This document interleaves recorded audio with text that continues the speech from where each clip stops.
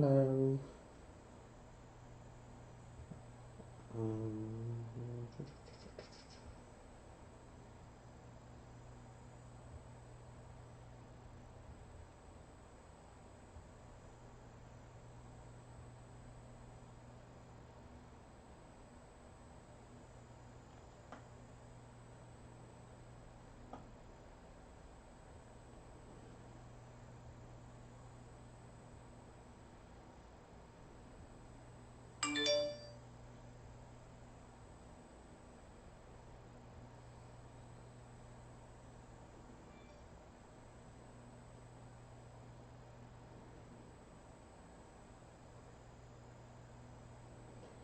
Hello, I'm going to be making mugs today, and I am trying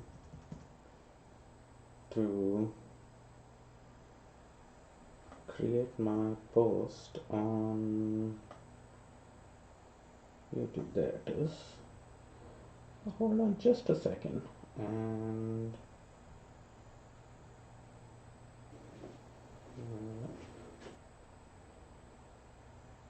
let me go home here.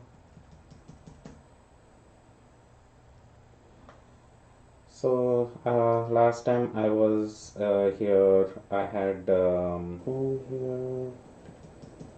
Created, I prepared the slabs. So last time I was here, I have decorated those and created, I prepared the slabs. So last time I was here, I have decorated those and created, I prepared the slabs. So last time I was here, I had decorated those and created, I prepared the slabs. So last time I was here, I had decorated those and created, I prepared the slabs. So last time I was here, I had decorated those and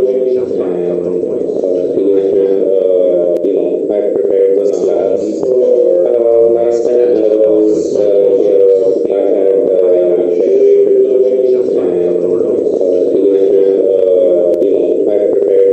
was here, I had decorated those and created,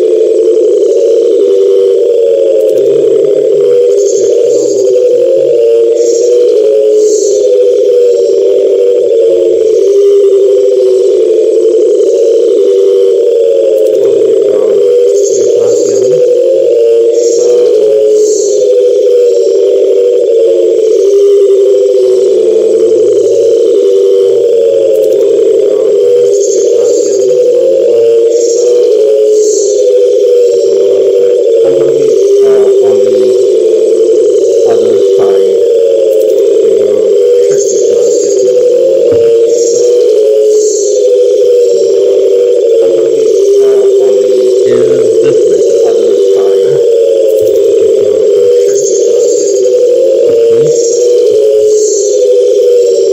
So Charles, so can you hear me better now, Charles?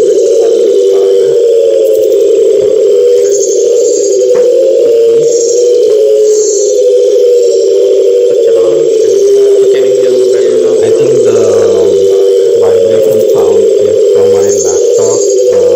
Which there is still a weird noise. I think the vibration sound is from my laptop. So I think what I'm going to do is there is still a weird noise. I think the vibration.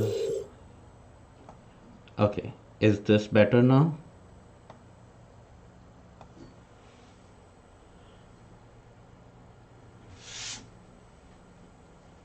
Please say it's better. I don't know what else to do.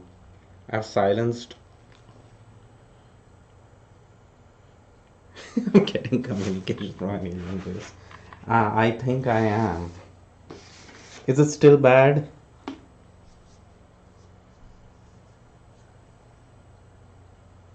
Okay, it's better now.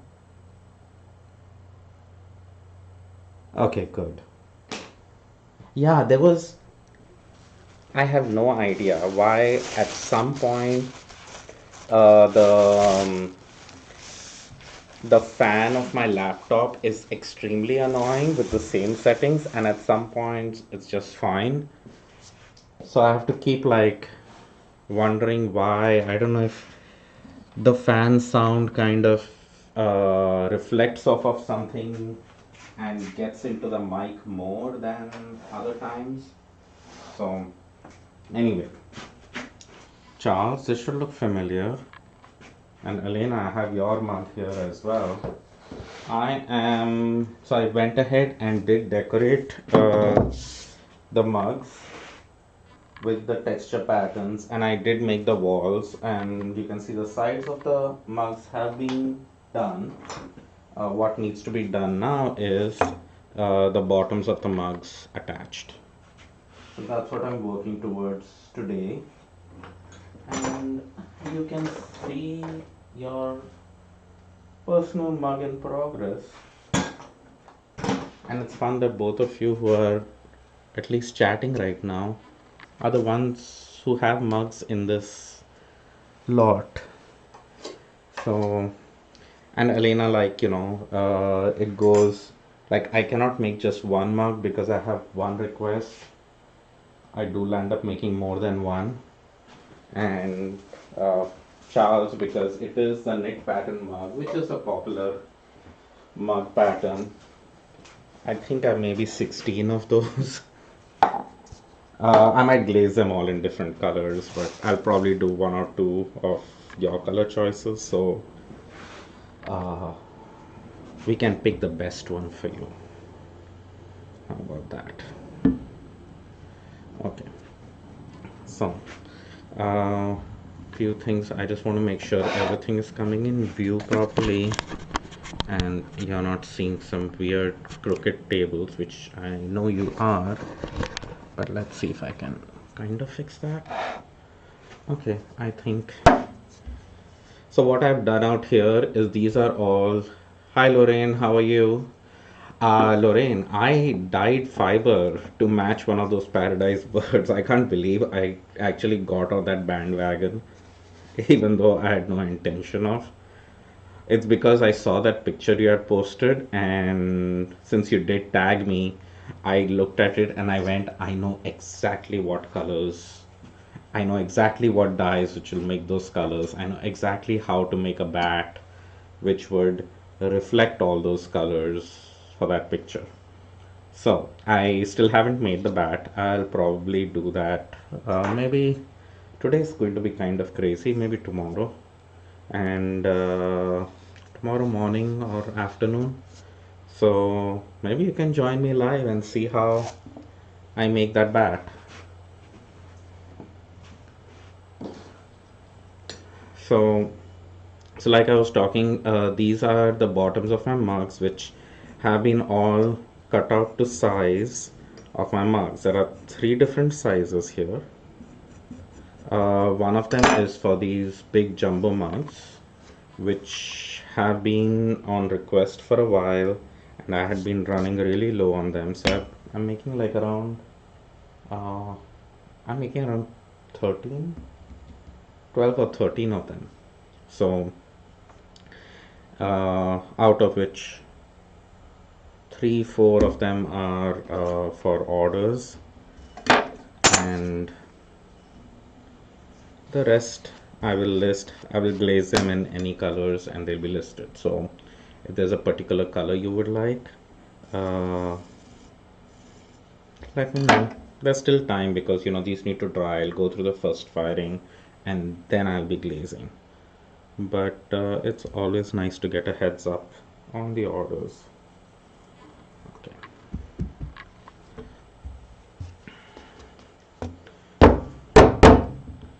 So each mug gets a bottom attached this way, so your coffee does not just run through. And this is a tool that I've made myself in order to give it a nice finished edge at the bottom here. Yeah, so definitely join. And Lorraine, there is absolutely no pressure. I know you said that. I just was so fascinated by those pictures, and because I was like, oh, I want to see if I can do it, and I think I can. I already dyed that one braid. I'm not going to be making huge bats. Just have a blending board, so there is a limitation to what I can create on that. But yeah, let me make it. I would like to know what you think about it. And so I will have merino. I think I'm going to add some sparkle to it as well. And I have a very interesting black colored fiber with some sparkle in it, which actually looks like the eyes of that bird. So I'm looking forward to making that. Anyway, so yeah. Is everything in view? Can you all see everything properly? I keep trying to figure out like the best camera angles for whatever process I'm working on, which takes me a decent like half an hour sometimes to set up anything.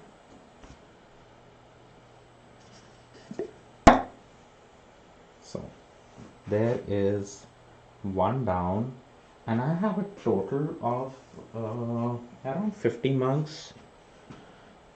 So welcome to my world. Hey Charlie, how is everything in California? I see you and Sabrina. She told me her name. Calopico? No.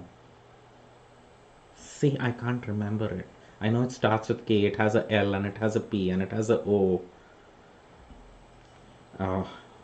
I saw her live feed and how important it was for her to people to call her by her first name, and I forgot. But anyway, I'm glad you people are hanging out together, at least for a little time. I saw pictures that maintaining social distance, and you were able to go to the shop and help her a little bit, I guess. Oh, it's very hot out there. The weather out here is pretty nice right now. I think this week our weather is going to be in the 70s, which is just perfect. Where in California are you guys? I'm forgetting. Calliope. Okay. All right. Please apologize on my behalf, Calliope. See, I knew all the alphabets in it. I just didn't know in which order they're supposed to go. Oh yeah, Fresno. And 110. Oh no. Yeah, here we rarely hit 90 plus even in the summers. We might maybe for like a week or so, and oh, we are so unhappy when it hits 90 degrees here. So we could definitely not manage 100 plus. Charles, Charles is in Nevada, right? If I remember. So it gets pretty hot there as well.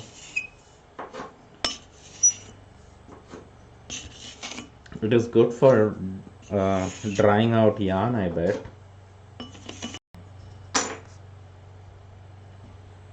And the other reason why I actually couldn't go live earlier uh, when I was making these mugs was because of weather again. It's there were two reasons actually. I was having like um, intermittent migraine headaches. The yarn dries so fast, right? I know. What am I tapping on the table? You mean this guy?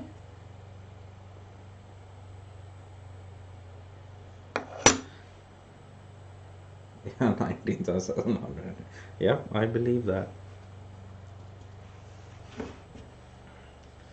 So yeah, I was having just crazy headaches because of which every time I came down to the studio to work on the mugs, I was like, no, I cannot today.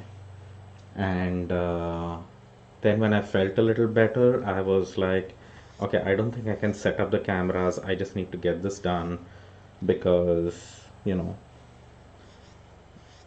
the weather is just right. If I postpone it too long, it'll dry too much, blah, blah, blah. Oh, the little bag of powder. Okay, so that is my super secret recipe. It isn't. It is basically it's cornstarch, and what it does is, since the surface that I'm working on is metal, and the clay, if it's even a little bit damp when I'm cleaning up and doing all of that, I dust it with cornstarch, and that cornstarch basically helps the clay not sticking onto the surface and it releases.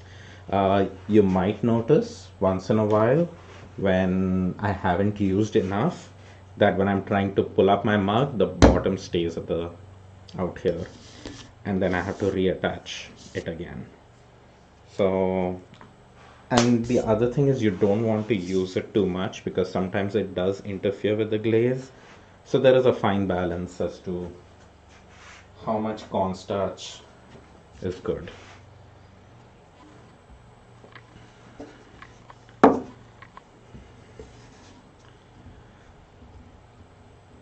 So yeah, it's just basically it's a sock which has some cornstarch in it.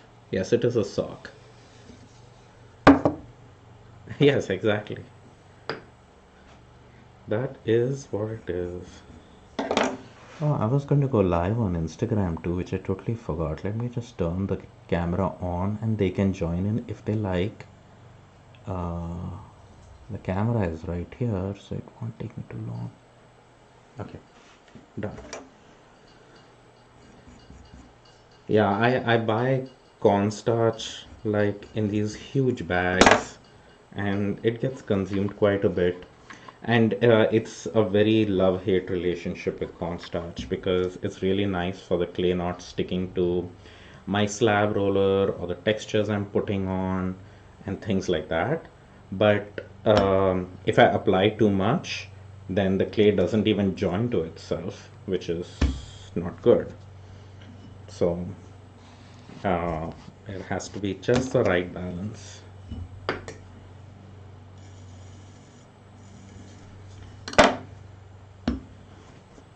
Yeah, and there are tools in so many different fields which kind of help you do what you want to do.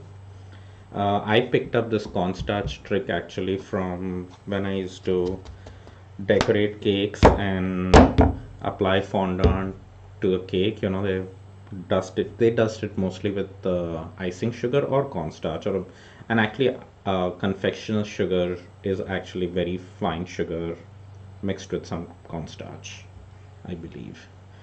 Um, so, since that also uses the same concept and it didn't stick, when I started working with clay and the slab especially, that's the first thing I went to.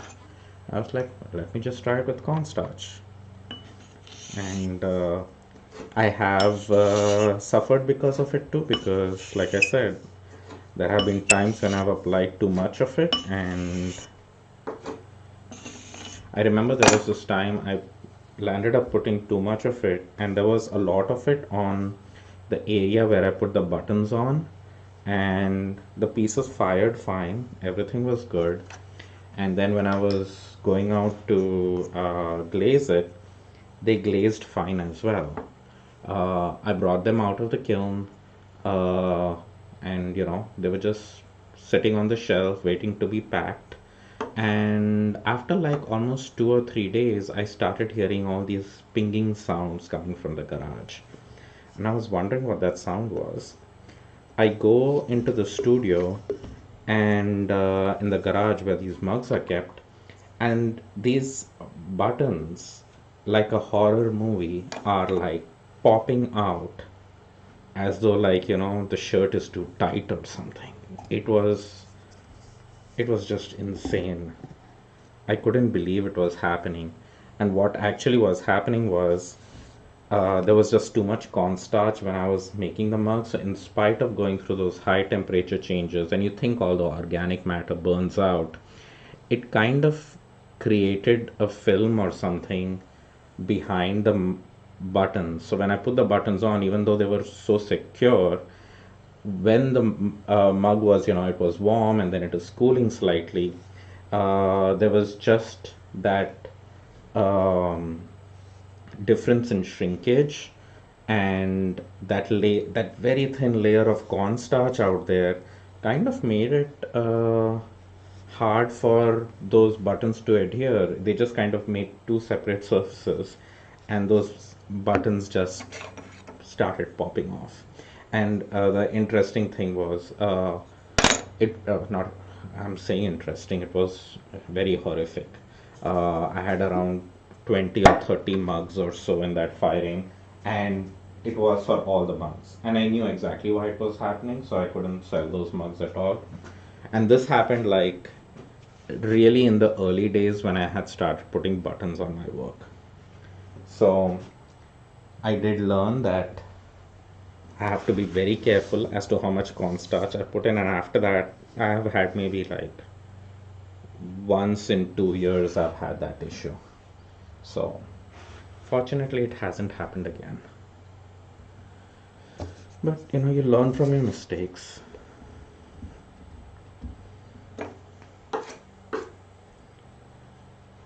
And then I think I made um, I sold because they were perfectly functional. There was nothing wrong with the mugs. I still have some of them because they'll end up becoming my mugs. Some of them I sold in a second sale, for really cheap, because absolutely functional mugs, nothing wrong with them. It's just that the buttons had popped out, just like they do for some clothing sometimes, especially during this quarantine time when things are not fitting anymore, right? But it's part of the process.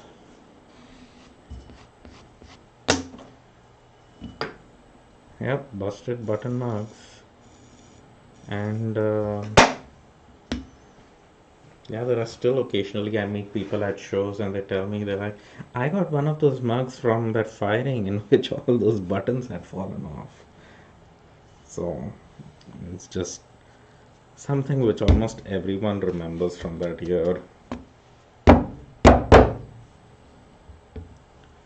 Fortunately, I haven't heard anyone tell me that, oh, I've been using your mug for 2 years and suddenly the buttons started falling off or something. That I would be horrified with. So that hasn't happened, so I'm glad. That was just, and my biggest enemy in that firing was cornstarch.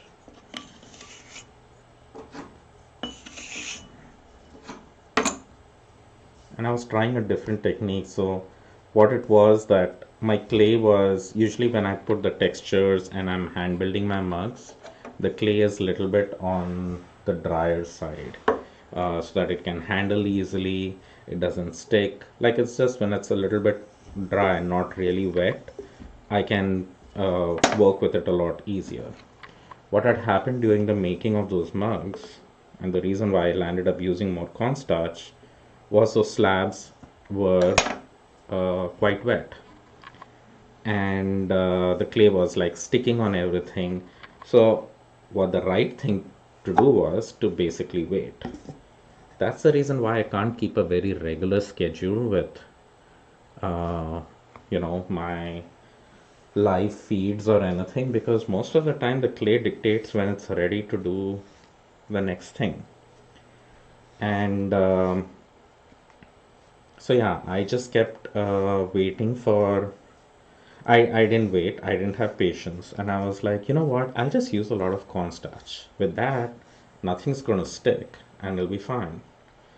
Uh, well, I learned what happens, and the pot pops out. Oh, how interesting! I've never heard of that, but I can. Uh, the I kind of describe that experience so much like watching a horror show, because you're hearing these sounds coming from your garage and you're wondering what those sounds are. And then, you're looking at the mug sitting out there, and then you're just looking at a mug, and then one of those buttons just pops right onto your face, and you're going like, my mug is alive. It's putting on weight and it's losing its buttons. Yeah, best laid plans. But you kind of need to make all those mistakes to realize what works and what doesn't work. So people, when they look at my cornstarch bag and they say, that's such a cool trick. You don't want clay to stick, put cornstarch. You have to learn from your mistakes that you can't put too much, because you will end up in trouble. And over the years, that's what clay has taught me, is not to push the clay when it is not ready. And weather plays a very big plan in it. If I were to make my pottery in a place where it is 110 degrees every now and then, my work schedule would be very different. My pots would be drying faster. I wouldn't be able to make, like, I have 50 mugs kept on the shelf out here, and they are all sitting uncovered for the last 3-4 hours, and they're still damp. They are not dry at all. If it was 100 degrees or something, I would be taking all the mugs and just tossing them in the recycle bin, because they would have completely dried out and I wouldn't be able to work with them at all. So I'm used to our weather. I know when my clay will be ready for the next things, but it still surprises me every time. Oh, when the seed popped, it sounds like a small firecracker. How interesting.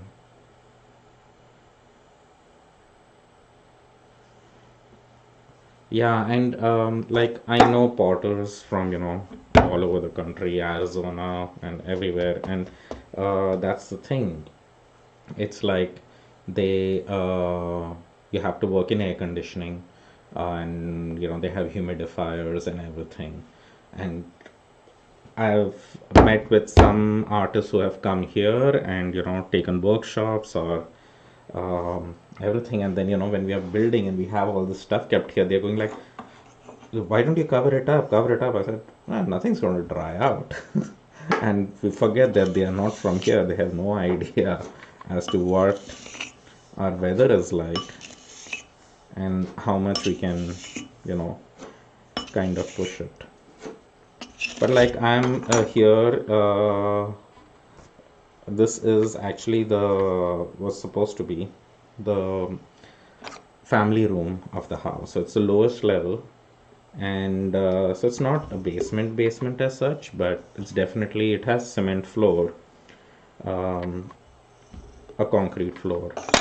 So it is the coolest part of the house. So even in the summer, it doesn't get too hot, and it's a pretty well maintained throughout the year. And I have closed all the heat vents in this room except for one, because the other thing that Clay doesn't like is a direct draft of air coming, cold or warm. Stuff just dries unevenly and everything becomes a big mess. So it gets cooler during the winter, but I have like one vent open, which is nowhere close to where the clay pieces are kept. So that keeps it warm enough, and I can always put on a sweater. That's the reason why we met, right? You can stay warm. I even have a pair of woolen sweatpants which I've made out of sock yarn. It was one of Stephen West's patterns. Those become my winter studio pants, and that too on the days when it gets really cold.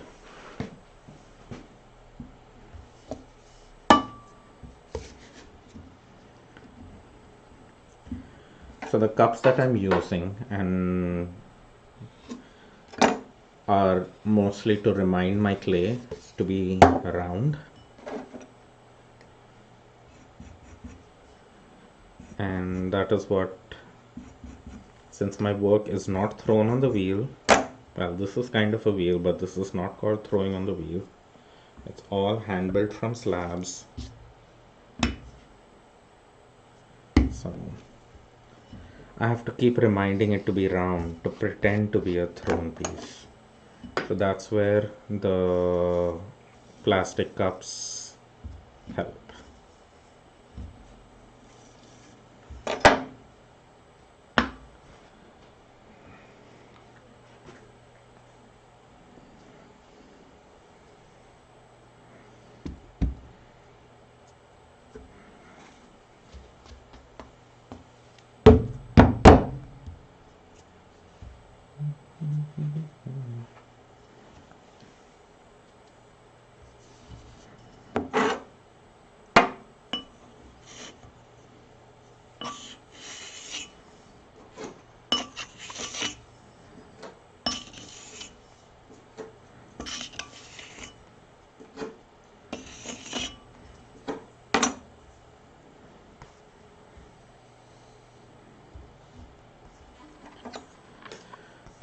And once you start making a lot of mugs like I do, most of the process becomes such muscle memory that my hand automatically goes towards the tool I need to use next without thinking about it.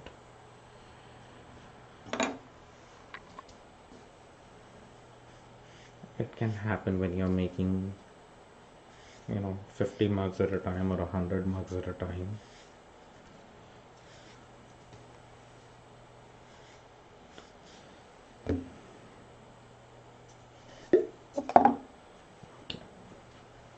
So 6 down and around 40-ish more to go. So one of those mugs, Charles, is going to be your mug. I don't know, Elena, are you still online? Your mugs are next.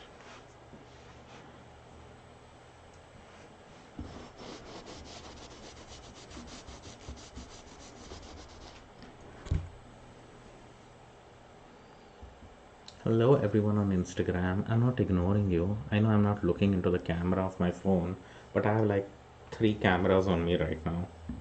So I'm seeing more chit-chatting happening on Facebook, so that's why I'm looking at that camera more. But how is everyone doing on the Instagram? Oh, you are online. All right, then the next mug I'm gonna pull out is gonna be your mug then. So hold on, I didn't pull it out purposely because I thought maybe you're not there, so I'll just go in order. But I can definitely go out of order to do two of your mugs. Well, I made two, like I said.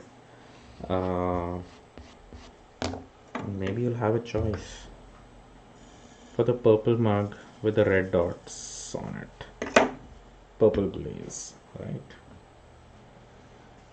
So I might glaze just one, and if in case it doesn't turn out well, then in the next firing I might do, or I might just do both of them in purple, in the purple glaze.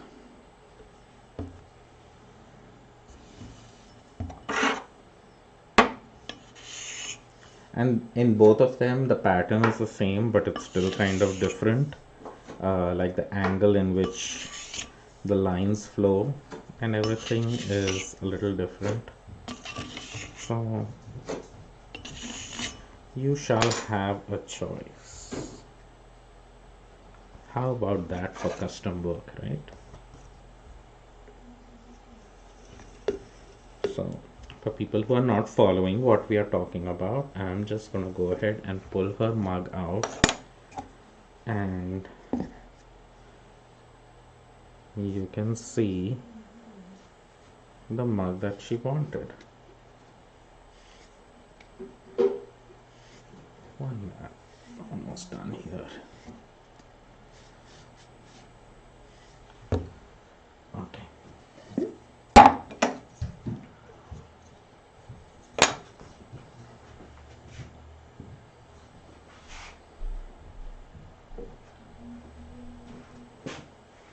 So it's this woven kind of pattern out here, and so yeah, so you see, you can see in this the handle would be coming out here. So this would be the front of the mug essentially. So it has the wider stripes. This area will get the red dots most likely. So that it depends on my mood usually where I want to put the color and stuff when I'm glazing. And in this one, I kind of reversed it so that the handle will come out here, but the lines are going to go from narrow to wide. So there they went from wide to narrow. Here they go narrow to wide. So you can kind of choose which appeals to you more.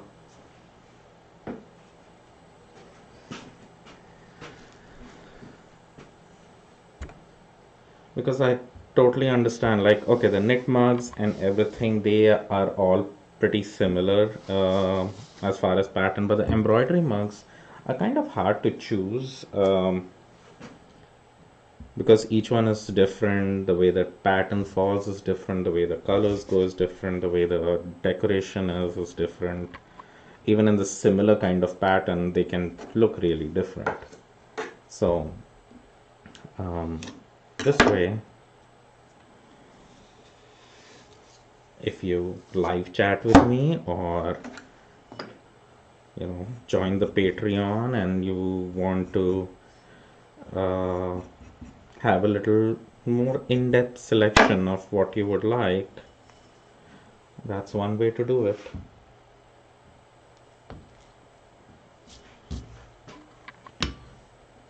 He liked the dots in the front. Yeah, so there are dots in both of them. In the this one has the bigger dots, and I think, yeah, this one, the one which goes from narrow to wide, that has a fewer dots because the area is so tiny.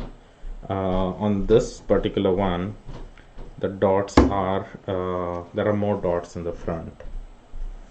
So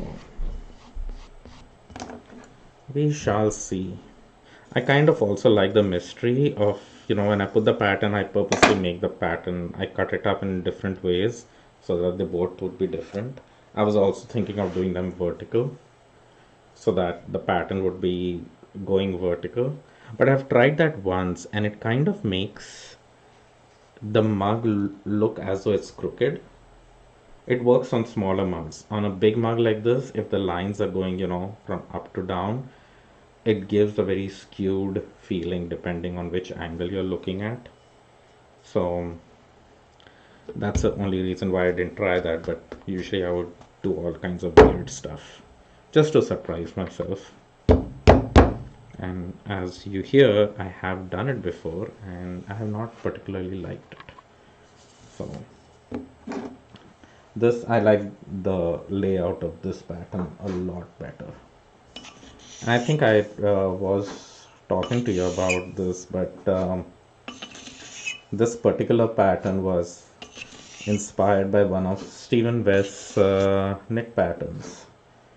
Um, it was one of his patterns, which was kind of like an asymmetrical shawl, which had like garter stitch sections, because Stephen West shawls have a lot of garter stitch, and then it had yarn overs and short rows, because of which it had that skewed, I think it was dotted rays, but then it also had these sections of seed stitch in between. uh, yeah, this is the same one that's inspired by. So I kind of wanted to create those, sections of going narrow to wide because of short rows, and some sections having. He had different garter stitch and all. I did different embroidery patterns in every section. So since I changed it up a little bit.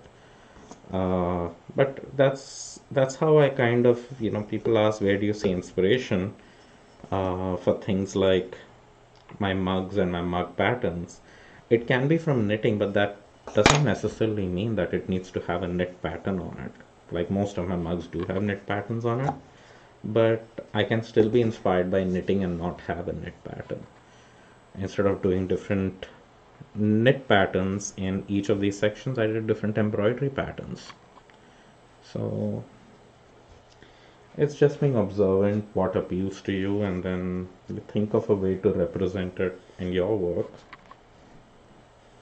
So yeah, if somebody looked at this, they wouldn't say there's anything Stephen West about it, but I know in my head there is. And that's all that matters. I don't know, Elena, did you get a chance to listen to the podcast that I did with Benjamin from Stitches West? The XRF Events Expo.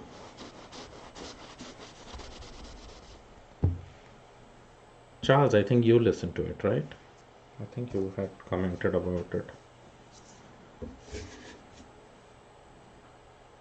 So I think somewhere along that, in that interview too, he asked me about where do I get my inspiration from, and I think I was kidding about the fact that when some other artists will tell me that, oh, they get their inspiration from nature. I said that is like so above and beyond, because if you say you're inspired by nature, it's like, what, there is nature, like everything is nature. Like, be specific. Like, do you get inspired by flowers? Do you get inspired by bees? Do you get inspired by leaves? Do you get inspired by mountains, by rivers, by lakes? I don't know. By just saying you get inspired by nature, I feel like that's a tough one. So I'm like, yeah, I don't, maybe I get inspired by nature. Yes, it's a fiber hooligan podcast. And so for me, at least for clay, I know my inspiration does come from fabric, whether it's, yeah, nature is too broad. And believe me, there are so many people who reply by saying that they get inspired by nature. And I don't blame them. Means I know in their head they might be they know exactly what in nature inspires them. But like, I've even met some indie dyers who say that their inspiration is nature.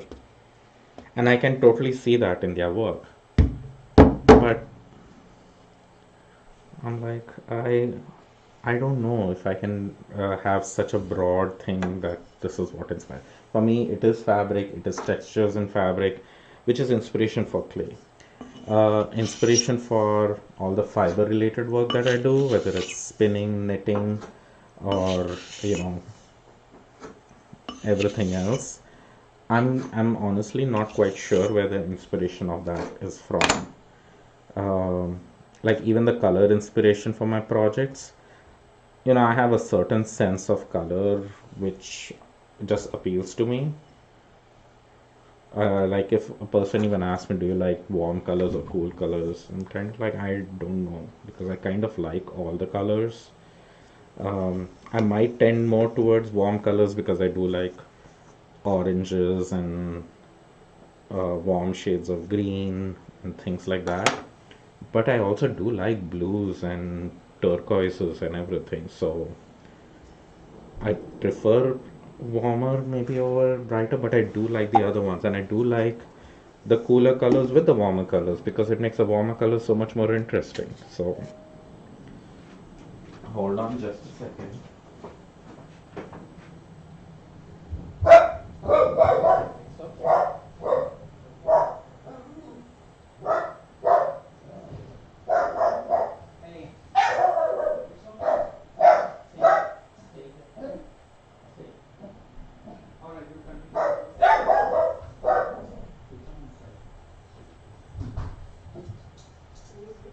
The garden.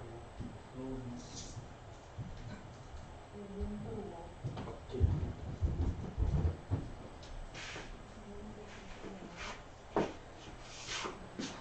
Sorry about that. That was Casper greeting somebody at the door. So, he has to let everyone know that there was an intruder. There wasn't. Ding dong, woof, woof, woof, woof, woof. Exactly. That's what that was all about. And many times I kind of try to plan this out where um, you know that I'm not expecting anyone at the door. Not that anyone is really visiting, but these days. But I did land up accomplishing one thing today. Let me just close these blinds.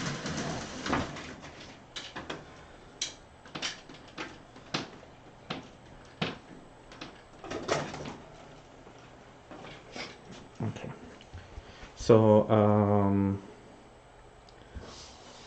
so the person at the door was actually somebody coming in to work on our yard. I am, I feel a little embarrassed to admit, but I am one person who absolutely hates doing yard work. Um, for the first 2 years that we had this house, I did do it. You know, when we were even looking for houses, I was pretty much fixated on the fact that I didn't want, and we didn't want, both even Rima wasn't interested on having a very big yard because I do like uh, the thought of having a nice yard, but I don't want to maintain it and I don't want the extra work. But and when we saw this house when we entered in, our front yard is pretty small because we are in a cul-de-sac, so it's kind of a wedge. But when you go, Casper, it's okay. So, so the backyard, but the backyard is huge. Oh, hold on, Casper.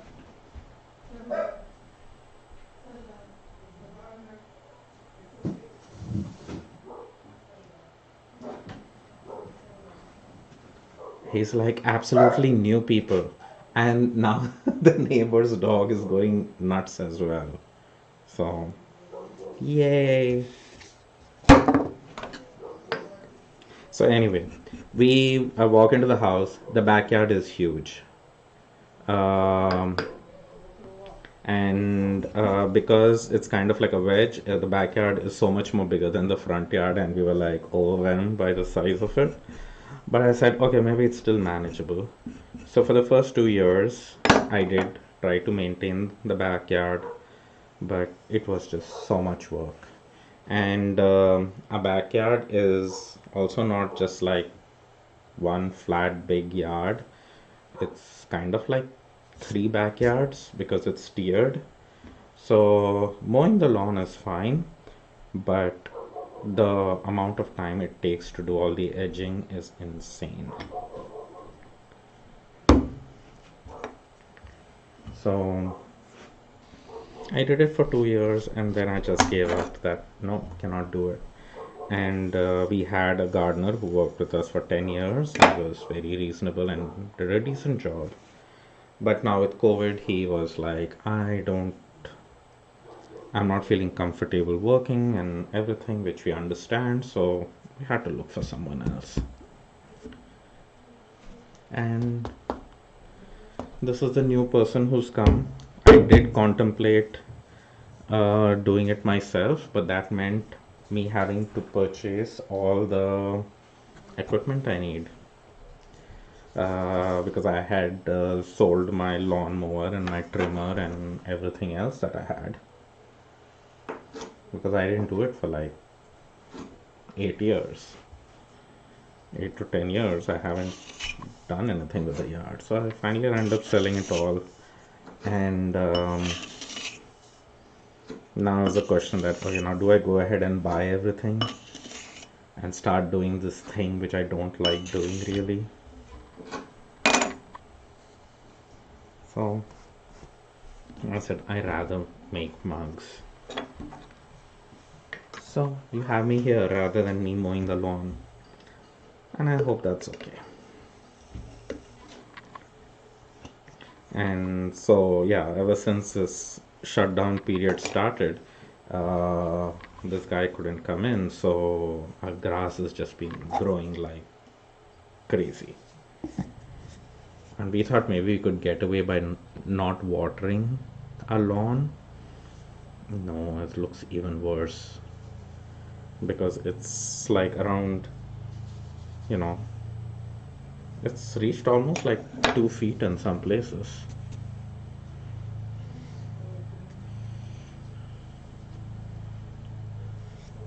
Oh, good. So I'm not the only one. I feel so bad sometimes about, people going like, why don't you just do it yourself? I'm like, because I don't like doing it. I like sitting in a nice yard. I like sitting in a nice garden which somebody else has maintained. I don't want to spend hours making it look good. I don't mind indoor plants and stuff. Outdoor plants, for some reason, they don't agree too well with me. And like we haven't managed to kill anything in the backyard really, but I just, other than the grass which keeps dying in patches here and there. And now the grass has gotten so high that Casper keeps getting lost in the grass sometimes. He has no place to run around. So he's actually carved a path in the grass for him to run, which is basically the path from the kitchen door to the fence where he can go and bark at the neighbor's dog.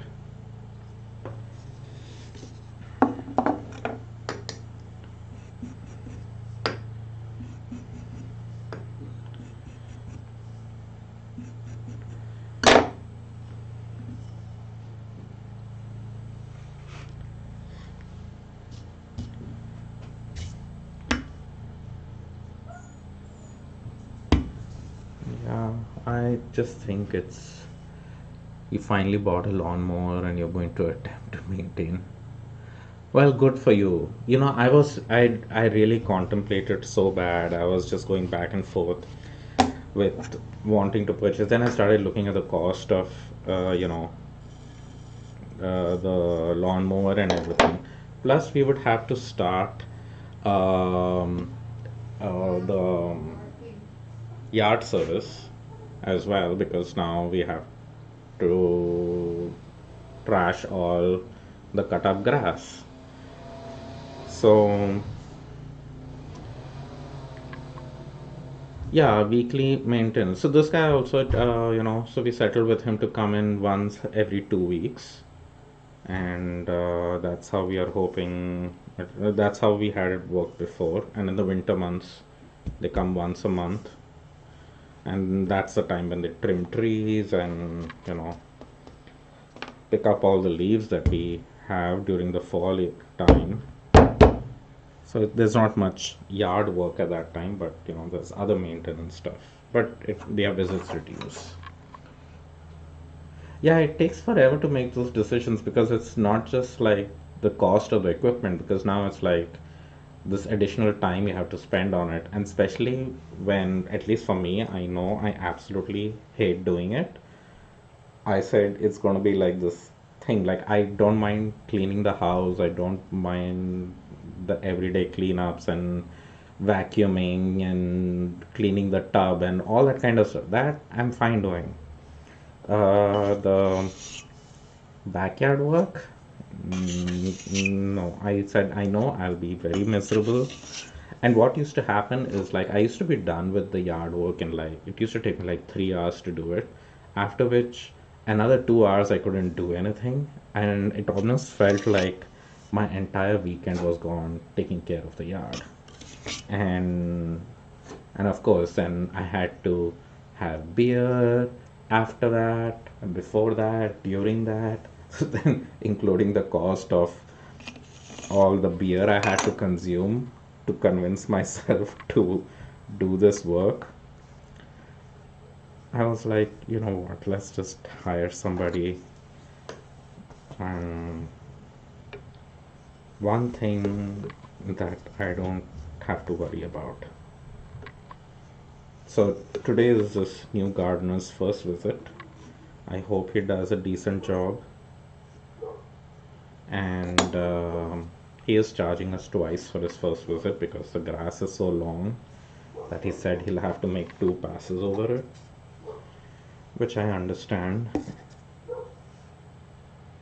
But we want something regular to happen, so. And then that's the other thing, right? These days, I don't want to go to Home Depot. I went the other day to get something I needed urgently. There are people not in mask and everything, and then going there, researching, finding which tool to get, and then I just don't need the lawnmower, right? I need the trimmer and the edger and all that kind of stuff again. And I'm like, no. So yeah, I debated, I thought about it, and now finally, when the grass was 2 feet long, I'm like, okay, let's please just get someone to do this. Because the weather has been really nice, you would like to sit in the backyard, but every time I sit in the backyard, now I get reminded that, oh, the grass is a mess, it needs to be cut down. So you might hear the lawnmower for a while. I have a small, so my study does open into the backyard, but this is a smaller area of the backyard. The bigger part of the backyard is behind the house. So, yeah, so it wasn't that bad.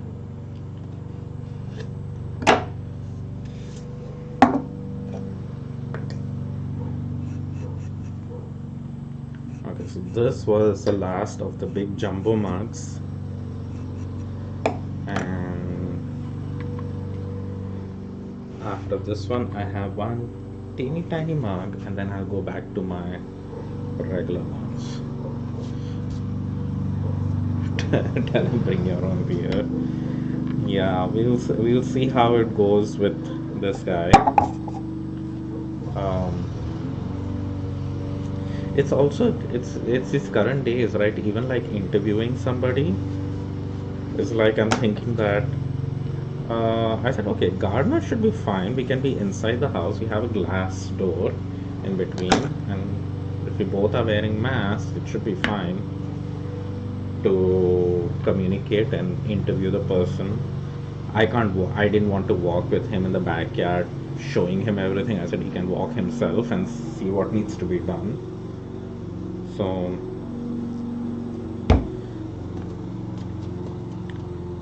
I'm hoping uh, after he's done, I can walk around with him not being around.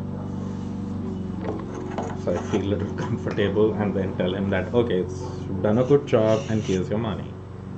And I don't know how I'm going to give him the money. I told him I'll be writing him a check. I can maintain 6 foot distance passing somebody the check.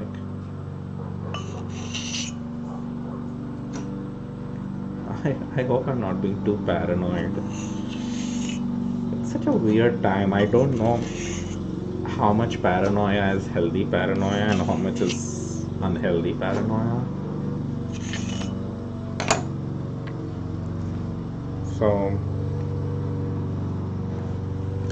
my conclusion is basically do what makes you feel comfortable.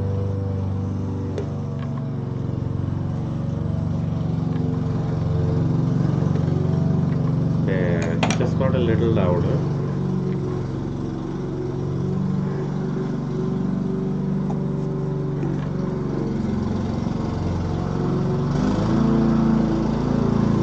And even more louder.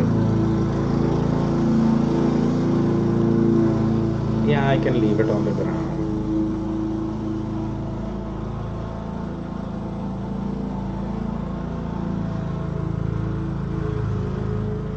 Yeah, I'll most likely do that. I'll let him know the check is under the doormat or something and he can pick it up.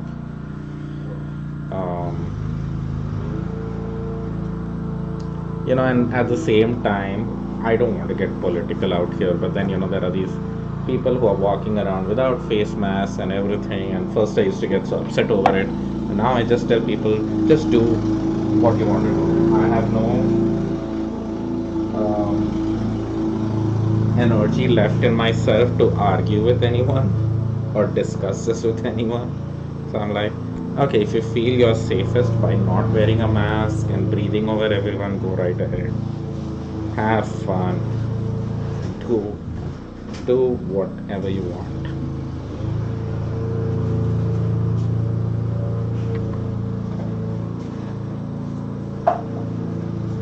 Just don't cough on my face. And don't come anywhere close to me. So this is one of the smallest, not smallest, I make a mug even smaller than this, but this is like a 10 ounce, 10 to 12 ounce cup, and it will get a handle on it.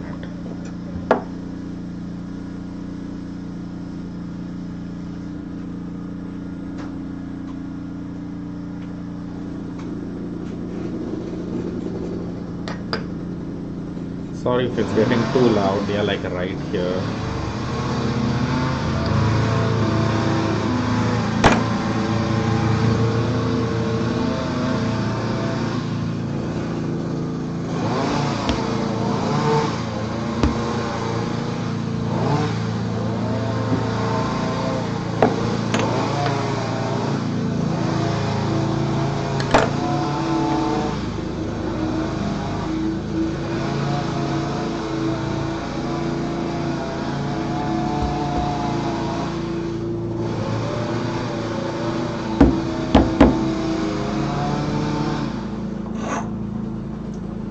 Kind of motivates. The wine cups are even smaller than this, yes. Those are the ones without the handles and they hold around 8 ounces.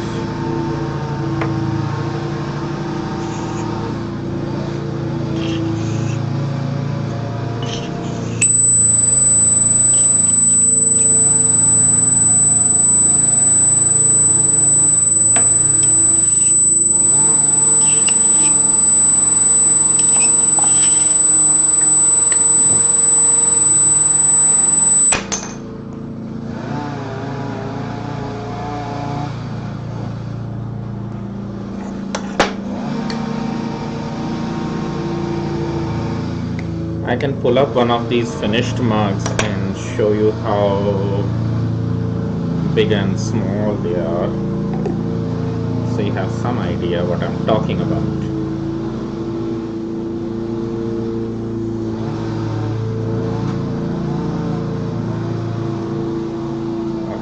I will show you the mugs and then I think I will sign off because they are getting louder, which just shows how much yard work that had to be done. Okay, quiet now. Let me go ahead and get the finished mug so you can see a comparison of sizes.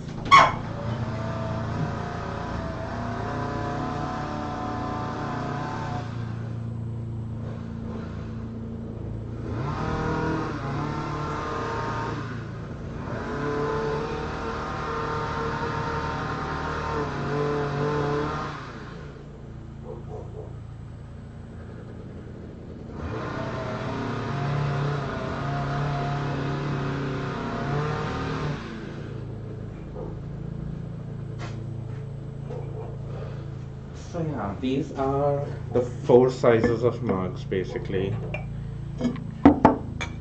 Um, this is the big jumbo size, which is the 20-ounce mug. This is the 16-ounce size, which is my most popular size, and it's my favorite size as well. And the 20-ounce one is during the summers I like making iced tea in it. So this is the 10 to 12 ounce one which I just made.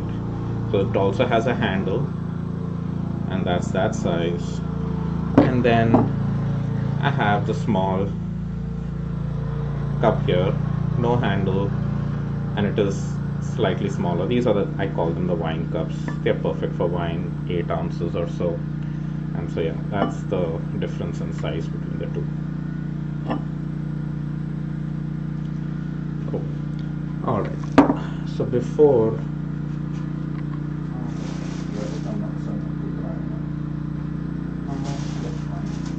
so I'm gonna take a pause.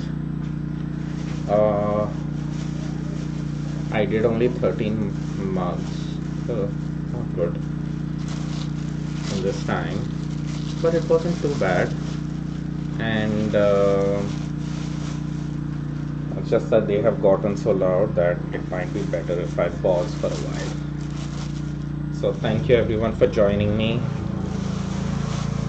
Tomorrow most likely I will be making some fiber baths out of some fiber that I dyed. I had seen an inspiration photo shared by Laureen, and I said, okay, let me see if I can make a bat that can represent that picture. New challenges, new things to work towards.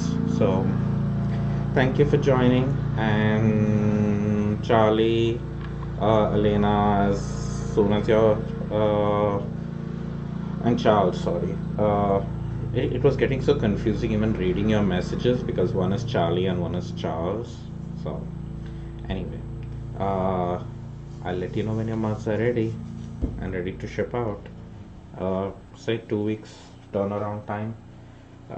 These need to dry, then get fired, and I know I have an order I have to ship on the 3rd of June. So most likely it'll get shipped by then. Alright, take care everyone. See ya.